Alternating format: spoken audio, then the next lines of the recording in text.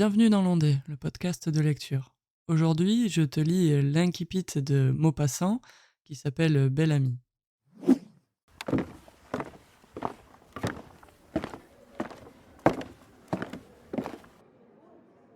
Quand la caissière lui eut rendu la monnaie de sa pièce de 100 sous, Georges Duroy sortit du restaurant.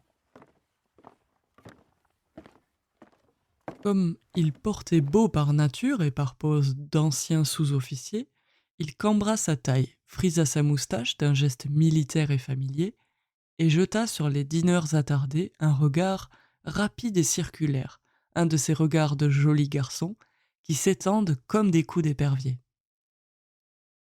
Les femmes avaient levé la tête vers lui. 3 petites ouvrières, une maîtresse de musique entre 2 âges, mal peignée, négligée, coiffée d'un chapeau toujours poussiéreux et vêtue toujours d'une robe de travers, et 2 bourgeoises avec leur mari, habitués de cette gargote à prix fixe. Lorsqu'il fut sur le trottoir, il demeura un instant immobile, se demandant ce qu'il allait faire. On était au 28 juin, et il lui restait juste en poche 3 francs 40 pour finir le mois. Cela représentait 2 dîners sans déjeuner, ou 2 déjeuners sans dîner, au choix. Il réfléchit que les repas du matin étant de 22 sous, au lieu de 30 que coûtaient ceux du soir, il lui resterait, en se contentant des déjeuners, 1 franc 20 centimes de boni, ce qui représentait encore 2 collations au pain et au saucisson, plus de 2 box sur le boulevard. C'était là sa grande dépense et son grand plaisir des nuits, et il se mit à descendre la rue Notre-Dame-de-Lorette.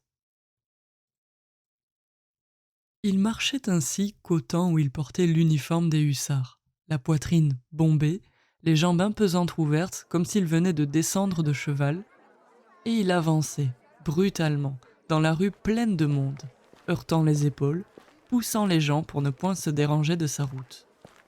Il inclinait légèrement sur l'oreille son chapeau à haute forme, assez défraîchi, et battait le pavé de son talon.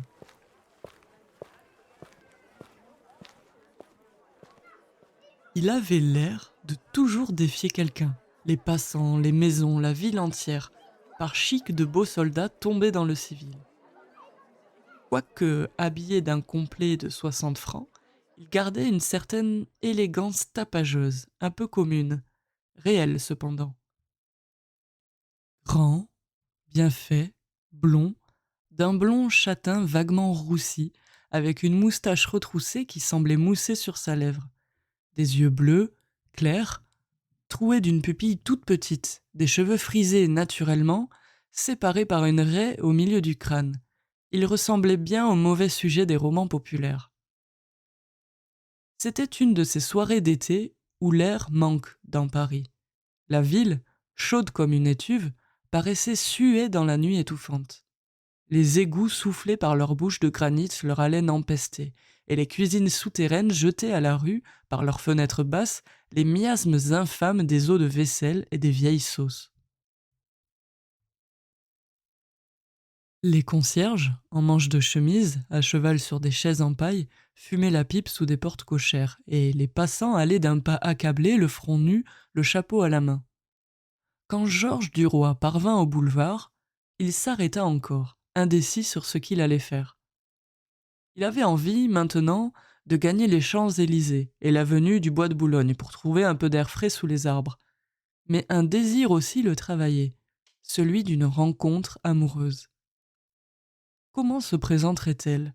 Il n'en savait rien, mais il l'attendait depuis 3 mois, tous les jours, tous les soirs.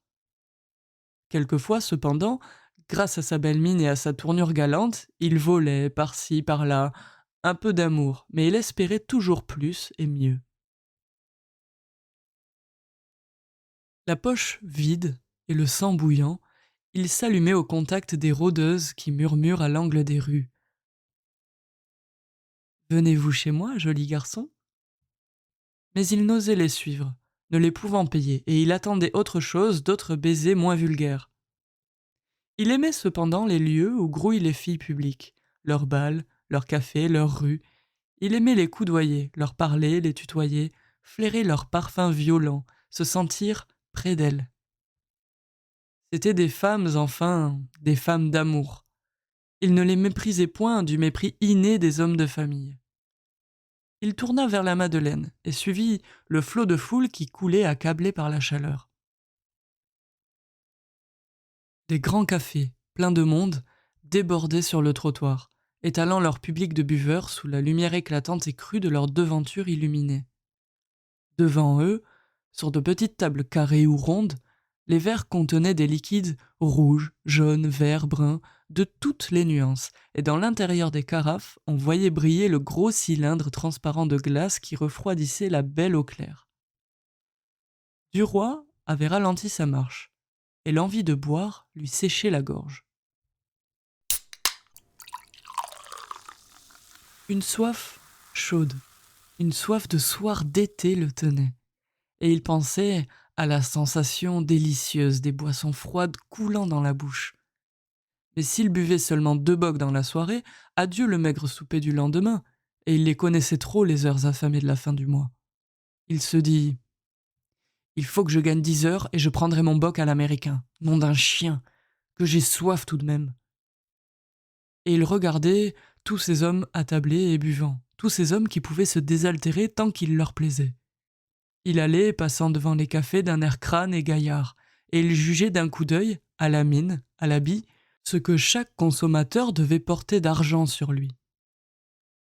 Et une colère l'envahissait contre ces gens assis et tranquilles. En fouillant leurs poches, on trouverait de l'or, de la monnaie blanche et des sous. En moyenne, chacun devait avoir au moins 2 louis. Ils étaient bien une centaine au café. 100 fois 2 louis font 4000 francs. Il murmurait « les cochons », tout en se dandinant avec grâce. S'il avait pu en tenir un au coin d'une rue, dans l'ombre bien noire, il lui aurait tordu le cou, ma foi, sans scrupule, comme il faisait aux volailles des paysans, au jour de grandes manœuvres. Si cette histoire t'a plu et que tu souhaites en écouter davantage, je t'invite à t'abonner au podcast de Lecture de Londé pour ne rien rater. Sinon, n'hésite pas à venir interagir dans les commentaires, c'est ce qui aide le plus la chaîne. Allez, je te dis à la semaine prochaine pour un nouvel épisode de ce livre audio, à très vite, ciao!